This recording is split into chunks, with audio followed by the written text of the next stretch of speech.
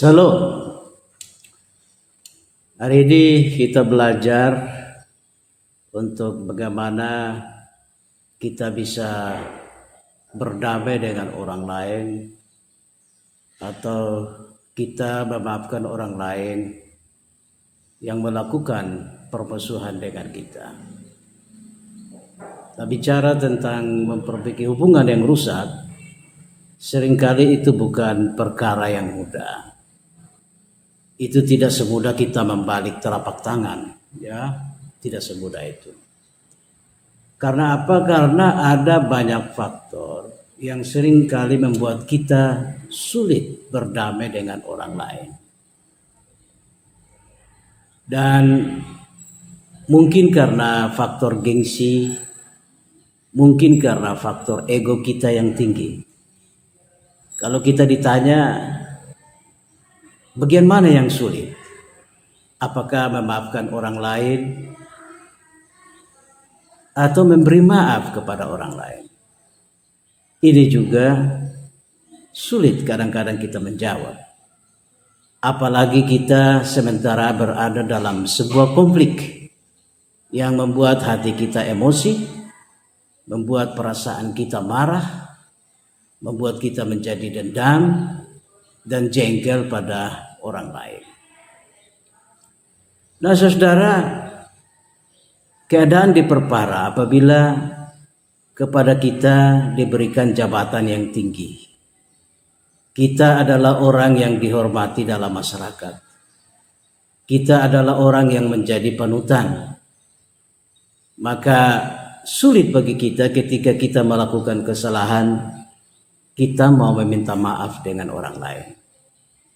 Kita akan cenderung untuk menutup-nutupi kesalahan. Bila perlu kita menyerang balik orang, walaupun kita jelas-jelas salah. Sampai pada tingkat kejiwaan yang tinggi, kita menyerang, bukan saja menyerang orang lain, tetapi kita juga bahkan mencuci tangan, menimpakan kesalahan kepada orang lain. Nah, ada dua hal yang bisa terjadi. Itu pertama, kita mengikuti tren dunia. Kita mengikuti apa kata dunia.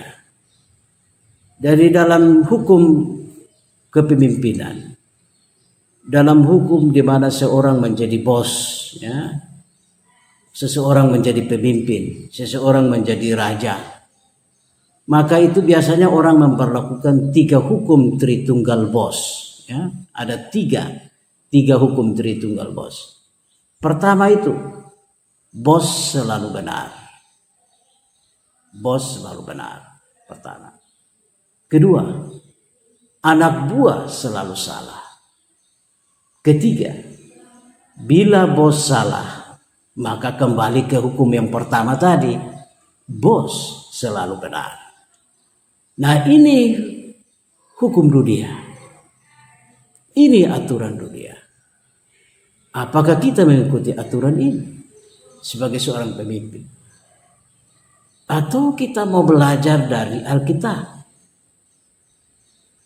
Bagaimana kita belajar dari kesaksian Alkitab? Untuk itulah maka seri Sola Scriptura ini akan menolong kita melihat bagaimana seorang pemimpin bisa belajar dari tokoh-tokoh Alkitab. Nah, kalau kita membaca teks Kejadian pada pasal 33, di sana cerita tentang Yakub yang memiliki permusuhan dengan saudaranya Esau. Dan tentu saja permusuhan ini oleh karena dipicu oleh Yakub sendiri. Dan Esau menjadi korban dari sikap Yakub. Kalau di sini kita lihat bahwa ada satu hal yang menarik yang Yakub mau tunjukkan kepada kita dan kita bisa belajar. Dan juga ada hal menarik lain yang ditunjukkan Esau yang terlibat dalam konflik terbuka ini.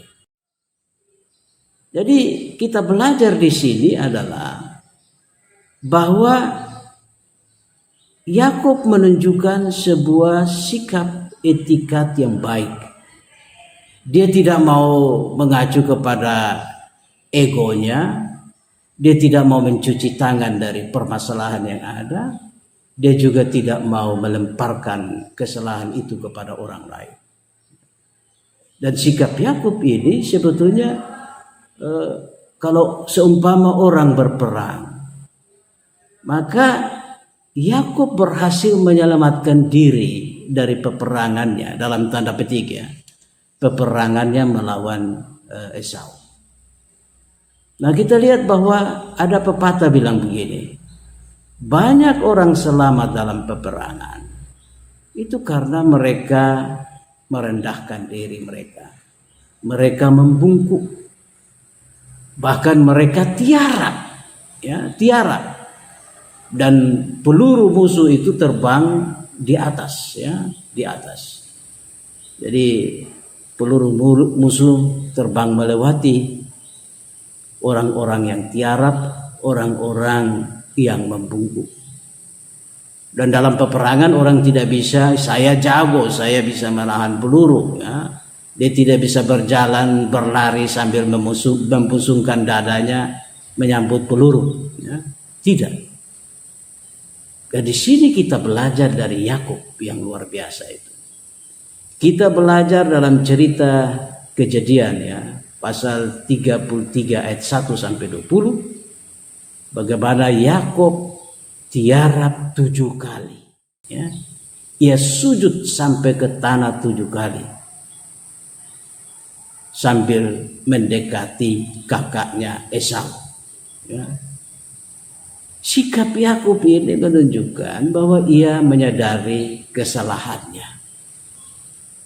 Dia tidak mau bersikap ego, dia tidak mau bersikap arogan, dia juga tidak mau bersikap tinggi hati.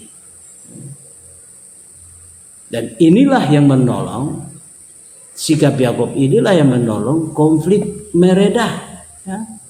Konflik antara dia dan kakaknya bisa berhenti, ya, karena andil dari Yakub ini. Sikap merendahkan diri, sikap mengalah, ya, sikap tahu diri bahwa dia sudah salah. Maka ini yang menolong konflik bisa terpecahkan.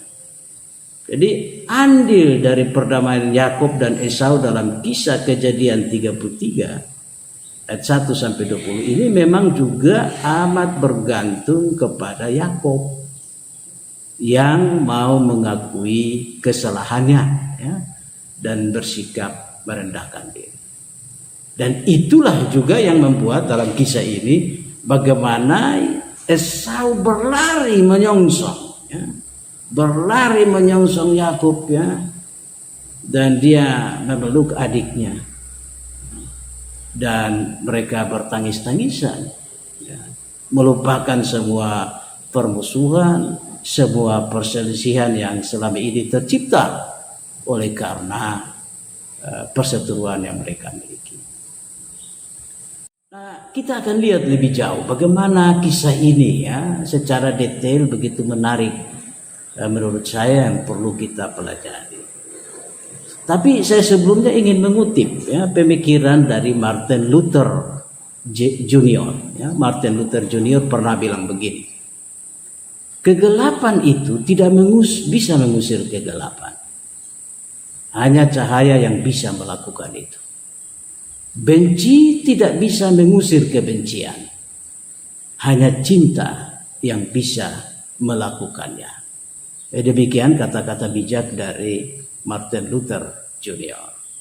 Jadi, saudara, kalau kita memahami dengan baik-baik kata bijak ini, terbukti dalam kisah dari 2 orang saudara kembar yang berseteru ini, yaitu Esau dan Yakub. Ya, Esau dan Yakub. Kebencian dan kemarahan Esau tidak nampak dalam kisah Kejadian 33 ini, ya. Esau justru berlari menyongsong Yakub, memeluk, dan merangkulnya. Jadi kalau kita baca di Kejadian 33 ayat 4, di sana dikatakan, tetapi Esau berlari mendapatkan dia, didekapnya dia, dipeluk lehernya dan diciumnya dia, lalu bertangis-tangisanlah mereka. Jadi di sini Esau seperti melupakan semua beban kemarahan, dendam kesumat terhadap adiknya Yakub. Mengapa tidak? Yakub telah merampas hak kesulungannya dengan cara menipu ayah mereka. Bahkan sewaktu dalam proses lahir pun Yakub telah berupaya menjegalnya. Kalau kita baca Kejadian pasal 25 ayat 24 sampai 26, jelas di situ bagaimana proses dua saudara kembar ini lahir. Pertama keluar itu warnanya merah, seperti seluruh tubuhnya jubah berbulu, dan itulah Esau. Esau yang keluar pertama. Sesudah itu keluarlah adiknya, dan adiknya si Yakub ini memegang tumit dari Esau. Seolah-olah Yakub tidak rela kalau Esau yang harus lahir duluan. Karena dalam tradisi Israel, siapa yang lahir duluan dia akan disebut yang sulung, dan dia akan mewarisi hak-hak kesulungan. Seluruh harta berkat dari orang tua itu akan diberikan kepada yang sulung. Jadi di sini Yakub sang bayi yang masih kecil pun sudah berusaha menjegal, memegang tumit dari kakaknya supaya jangan lahir duluan. Nah, ketika besar pun Yakub menipu supaya hak kesulungan itu yang dia dapat. Nah, ini juga saudara yang akhirnya kebencian Esau terhadap Yakub ini nampak. Tapi ketika Yakub menyadari kesalahannya, dia bersujud, dia merayap 7 kali, membungkuk, merayap mendekati kakaknya, maka cairlah semua permusuhan ini. Cairlah semua permusuhan. Hubungan yang rusak ini bisa diperbaiki karena apa? Karena Yakub tahu bahwa dialah sumber dari konflik ini. Dialah yang memicu kebencian dari kakaknya Esau. Maka dia berusaha untuk memperbaiki kesalahannya dengan sikap kerendahan hati.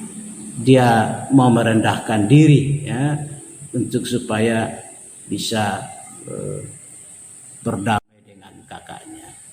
Jadi di sini ada beberapa indikasi yang penting yang Yakub tunjukkan, yang bisa kita pelajari sebagai orang beriman. Yang pertama itu bahwa Yakub bertanggung jawab dengan perbuatannya. Itu yang pertama. Yakub bertanggung jawab dengan perbuatannya. Ia tidak mau lempar tanggung jawab kepada orang lain. Dia tidak mau cuci tangan. Dia tidak bisa bilang, oh itu karena ibu saya yang membantu. Mama saya membantu menyuruh saya supaya kita rame-rame tipu bapak kita Ishak itu. Tidak. Dia tidak mau cuci tangan. Dia tidak mau lemparkan kesalahan pada ibunya. Yang kedua, ia sadar bahwa ia sudah salah. Dia sudah sadar bahwa ia sudah salah. Dan ia merendahkan diri dan sujud sampai 7 kali. 7 kali.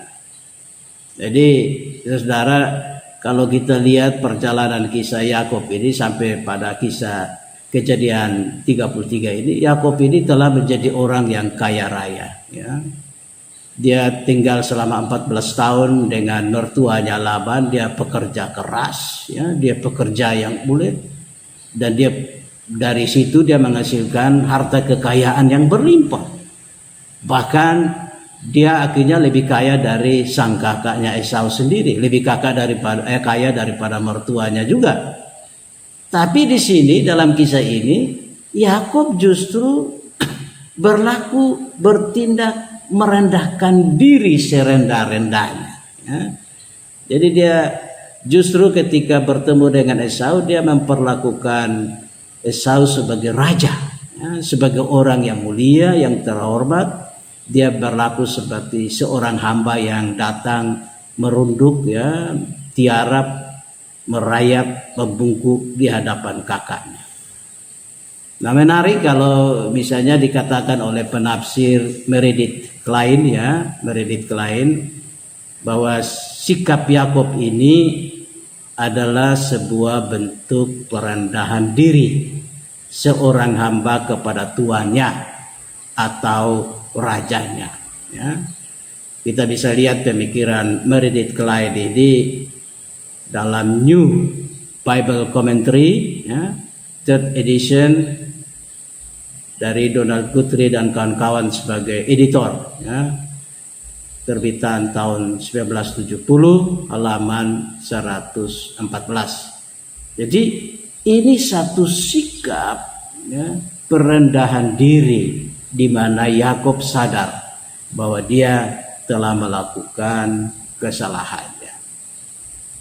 Tapi juga ada satu sikap lain, dasar lain di mana Yakub bisa menghentikan konflik ini. Dan ini yang kita bisa belajar dari Alkitab, yaitu Yakub tidak bertindak di atas nama pemikirannya sendiri, mengandalkan otaknya, wawasannya sendiri. Tidak.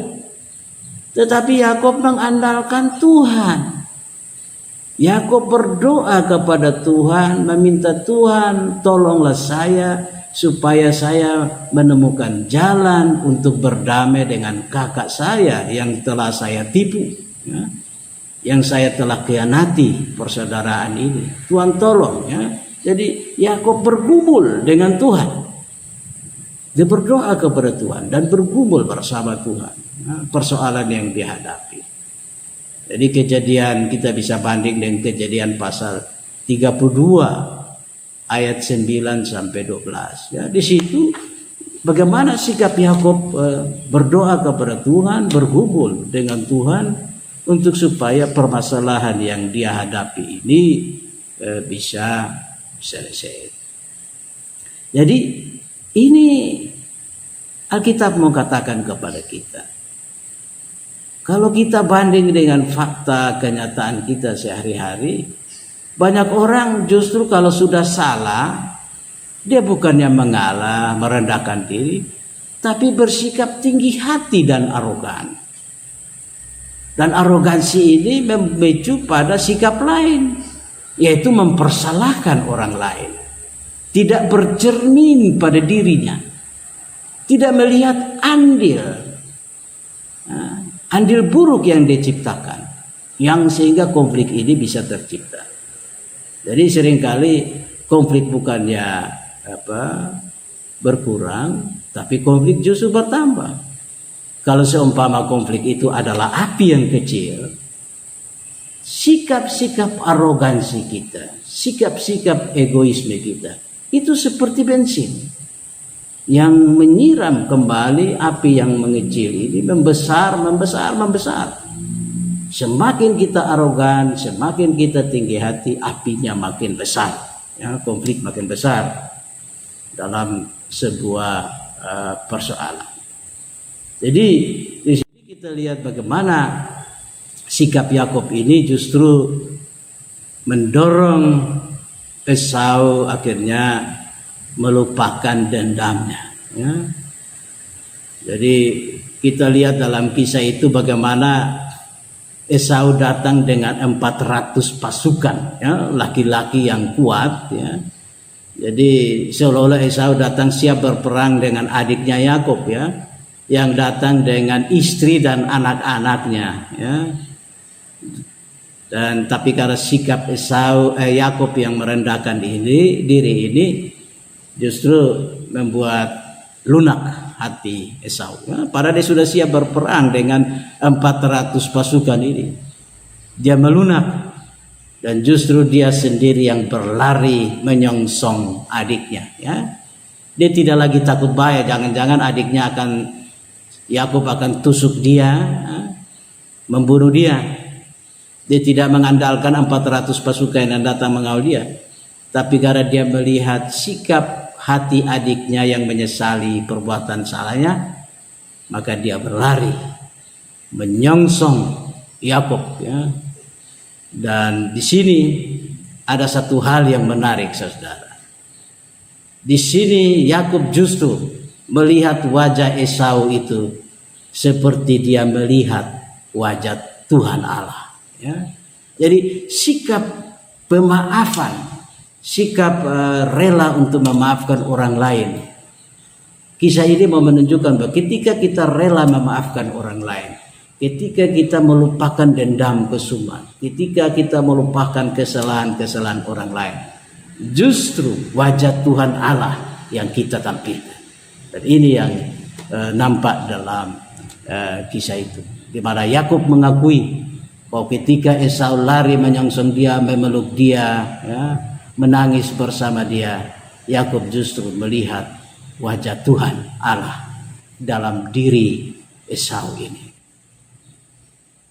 Jadi kita bisa belajar ini, ya. Hal kedua dari sikap Esau, ya. Jadi Esau di sini dikatakan menampilkan wajah Allah. Esau yang dikhianati Yakub dalam cerita ini berubah total. Ia tidak menampilkan kemarahannya, tetapi ia menunjukkan sikap-sikap perdamaian, sikap-sikap pengampunan. Dan sikap pengampunan inilah yang dimiliki Tuhan. Wajah Tuhan yang mengampuni, wajah Tuhan yang mengasihi. Tadi kita lihat bagaimana Esau berlari menyongsong adiknya, ya. Ayat 4. Esau berlari menyongsong adiknya. Kejadian 3 ayat 4, 33 ayat 4 itu. Jadi dia berlari menyongsong. Bukan dia berlari dengan kemarahan, dendam untuk mau memukul atau membunuh adiknya. Tapi dia berlari menyongsong dengan kasih, tangan terbuka untuk memeluk adiknya. Dan sebagai orang yang sepenuh hati telah berdamai dengan adiknya Yakub, maka dengan segala kasih dia memeluk, mendekap, mencium lehernya, leher dari adiknya, wajahnya. Ini satu sikap yang luar biasa. Dendam kesumat diganti dengan cinta kasih persaudaraan. Yang kedua, saudara, kita belajar juga dari sikap Yakub ini yang ditampilkan dalam ayat yang ke-10, ya, Kejadian 33 pada ayat yang ke-10. Dari sikap Esau ini Yakub melihat wajah Allah dalam diri Esau, bukan wajah iblis yang penuh dengan kemarahan, yang penuh dengan dendam kesumat. Jadi ayat 33 saya baca, ya, dengan jelas. Jikalau aku telah mendapat kasih-Mu, terimalah persembahanku ini dari tanganku. Karena memang melihat muka-Mu adalah bagiku serasa melihat wajah Allah, dan Engkau pun berkenan menyambut aku. Kejadian 33 ayat 10. Ya. Jadi Yakub serasa melihat wajah Allah. Mengapa? Karena Esau lari dengan cinta kasih, dengan pengampunan, dengan rangkulan persaudaraan yang luar biasa. Jadi di sini, saudara, memang kita juga harus belajar dari budaya kita setempat, ya. Banyak budaya lokal daerah, ada kearifan lokal daerah yang justru mendorong kita untuk bagaimana berdamai dengan orang, berdamai dengan saudara-saudara kita. Jadi bagi orang Rote itu persaudaraan itu seperti air terjun yang mengalir, ya. Air terjun yang mengalir. Persaudaraan itu seperti air yang mengalir, ya, air terjun itu. Di mana orang dengan kemarahannya tidak bisa putus air terjun yang sedang mengalir. Jadi dia ambil parang yang mungkin tajam sekalipun juga dia tidak bisa potong air terjun itu, kasih putus. Tiap kali dia potong, air terjun tetap mengalir, ya. Nah begitu juga dengan persaudaraan. Persaudaraan bagi orang Rote itu tidak boleh putus oleh karena kesalahan kecil ataupun kesalahan apapun, kemarahan, dendam, itu tidak boleh memupus atau bahkan menghapus ya persaudaraan yang dia miliki. Jadi kita melihat di sini dalam kisah ini bagaimana dendam mencair, ya, dendam itu meleleh, terselesaikan, ya, oleh karena ada satu pihak rela mau mengakui kesalahannya, dan di pihak lain orang lain yang juga rela memaafkan dan mau menampilkan wajah Tuhan ya, dalam konflik itu. Jadi ini sesuatu yang menarik bagi kita. Dan memang saudara, ketika kita memaafkan orang lain atau ketika kita rela untuk mengakui kesalahan-kesalahan kita, maka sebetulnya kita menjadi orang yang kuat ya. Jadi orang yang kuat itu menurut Albert Einstein bilang begini ya. Satu ikon orang pintar dunia, Albert Einstein. Orang lemah itu menurut Einstein itu dia suka membalas dendam. Orang lemah membalas dendam. Tapi orang kuat selalu memaafkan. Orang cerdas ya, orang cerdas, orang punya otak melupakan kesalahan. Saya kutip ulang ya. Orang lemah membalas dendam, orang kuat memaafkan, orang cerdas melupakan kesalahan. Nah ini kutipan saya dari Albert Einstein. Mari karena itu maka kita selalu harus saling mengampuni, harus saling memaafkan. Karena kita telah diampuni oleh Tuhan dalam diri Yesus. Semoga hal ini, pembelajaran dari Alkitab ini menolong kita. Shalom.